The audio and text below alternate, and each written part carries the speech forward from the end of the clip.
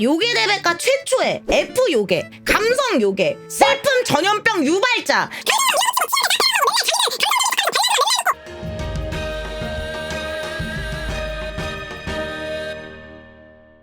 허허허허, 안녕하시오 여러분. 죽지 않고 살아 돌아온 요괴 박사 오박사예요. 허허허. 오늘의 컨텐츠, 여러분이 잘 아는 요괴부터 잘 모르는 요괴들까지 하나하나 자세하고 세세히 알아보는 시간, 오박사의 요괴 대백과 시간이요. 오늘의 주인공 요괴는 바로바로 창귀를 가져왔소이다.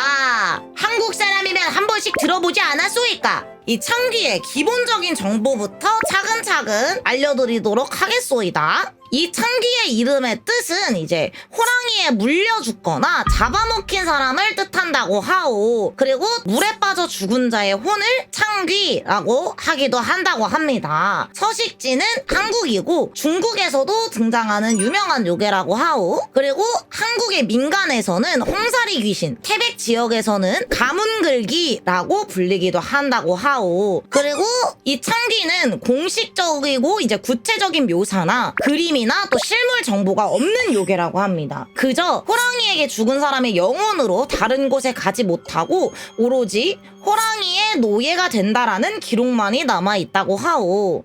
그러면 생김새는 모르지만 이 창귀의 특징은 어찌 되는가 같이 알아보도록 하겠소이다. 이 창귀는 음식 중에서도 신음식을 가장 좋아한다고 하오. 특히나 좋아하는 것들이 있는데 매실이나 소귀나무의 열매를 지나치지 못한다고 합니다. 그리하여 옛사람들은 이것을 함정으로도 이용했다고 하오. 추가적으로는 소라나 골뱅이도 굉장히 좋아한다고 합니다. 소주를 잘 먹을 것 같소이다. 그리고 이 창귀가 생각보다 아주 감성적인 부분이 있는 F형 요괴더라고요. MBTI가 F인 요괴였소이다. 창귀는 항상 슬피 울고 슬픈 노래를 부른다고 하오. 그리하여 살아있는 사람이 이유 없이 서럽게 울면 그 자를 보고 창귀에 씌었다 이렇게 여겼다고 합니다. 그리하여 창귀는 이제 슬픔의 화신으로 자리를 잡게 되고 사람들을 이제 슬픔에 빠지게 하며 창귀에 씌인 자는 호환의 운명에 점지를 당한 것이라고 여겨졌다고 하오.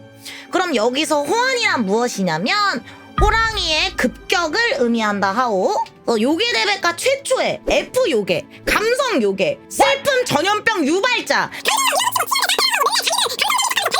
티보고 사이코패스라고 공감 못한다고 하면서 여론놀이하는 그런 못된 F 요괴였습니다. 그리고 안예은님의 노래를 들어보시면 창귀가 이리 오라면서 부르는 듯한 느낌의 곡이지 않소이까. 그 이유가 있는데요. 창귀는 호랑이의 노예이기 때문에 자신이 호랑이의 지배로부터 벗어나기 위하여 새로운 희생자를 끌어들여 자신의 자리를 넘기기 위함이라고 합니다. 새로운 희생자로는 가족이나 친척을 끌어들이는 경우가 많다 하오. 그리하여 옛사람들은 호환을 당한 집안과는 혼사를 금기시하기도 했다고 하오. 그리고 이 창귀와 관련된 옛 이야기가 하나 있는데요. 옛사람들은 밤에 창밖에서 누가 부르면 4번 부를 때까지 대답을 하지 않았다고 하오. 그 이유는 창귀는 사람을 부를 때 딱 3번까지만 사람의 이름을 부르는데 그 안에 창귀에게 대답을 하게 되면 꼼짝없이 홀려 범 앞으로 걸어 나간다 라는 이야기가 있었기 때문에 4번 불러야지 대답을 했다고 합니다. 그러면 창귀라는 자, 기원은 어찌 되는가 다음으로 같이 알아보도록 하겠소이다. 창귀의 민간 전승에는 중국과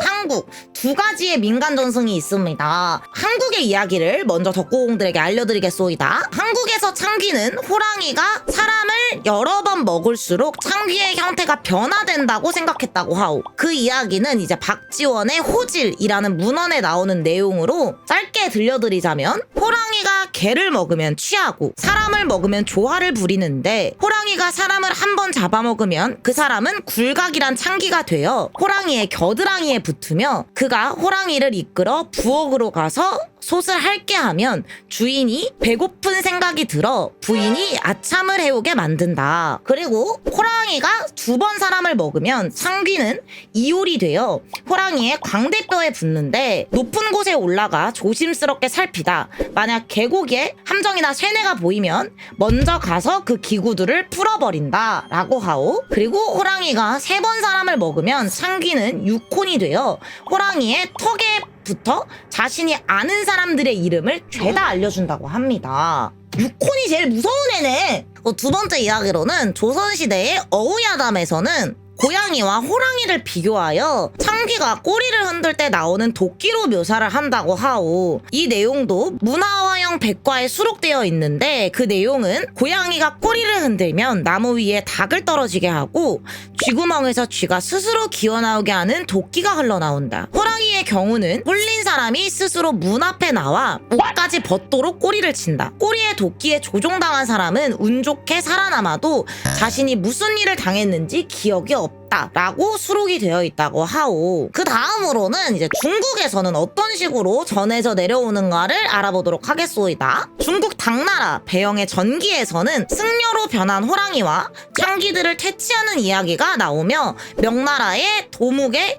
청우기담에서는 창귀는 호식당한 사람의 영혼이며 다른 곳을 가지 못하고 오로지 호랑이의 노예가 된다라고 기록이 되어 있다 합니다. 그러면 이 옛사람들은 무서워서 어찌 살았나 싶지 않소이까? 그렇기에 호랑이에 잡혀간 사람이 창귀가 될까 하여 그 사람의 무덤은 좀 특별한 방식으로 만들어졌다고 하오. 그 무덤의 이름이 호식총이라는 무덤이오. 자세히 알아보자면은 호랑이는 사람을 먹을 때 머리와 일부의 신체만은 남겨둔다고 옛사람들은 믿었다고 하오.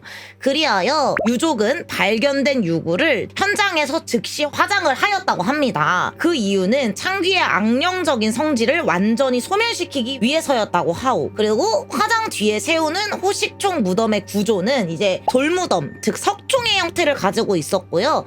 이것은 망자와의 인연을 끊는 상징이며 벌초를 하지 않고 다시는 이곳을 찾지 않겠다라는 금욕의 공간이 되었다고 합니다. 돌무덤을 만든 다음에 시루를 덮어놓았다고 하오. 이 시루는 하늘을 뜻하며 생물을 죽여둔 형구의 상징으로 즉 창귀를 가두고 봉인한다는 의미를 가졌다고 합니다. 마지막으로는 이 시루 구멍에 가락이나 칼을 꽂았다고 합니다.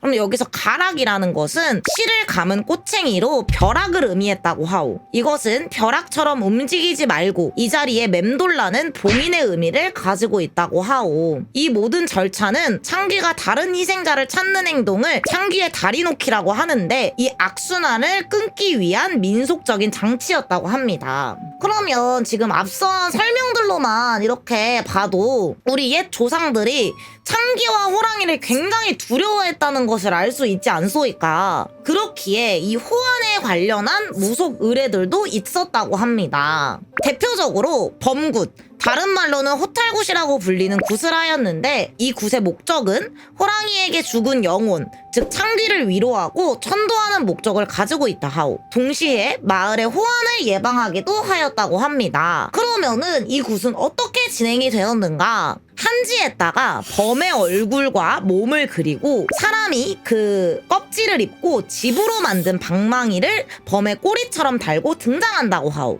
이 굿의 의미는 호식이 된 시체를 찾기 위한 의례적인 행동을 재현하기도 하며 호랑이에게 잡아먹힌 영혼을 위로하고 마을에 재앙이 다시 닥치지 않도록 기원하는 의미를 갖고 있는 굿이라고 합니다. 그러면 여기까지 해서 옛 조상들을 공포에 떨게 했던 오늘의 주인공 요게 창귀에 대한 요게 대백과는 여기까지입니다. 우리 요린이 덕구공들에게 유익한 시간이었기를 바라고 다들 창귀 조심하세요. 면도해도 되나요 오늘? 오늘은 그러면 왁싱을 하고 진행해봅시다. 갑자기 되게 심심해 보이지 않소니까? 갑자기 나 이렇게 인중이 길어 보여?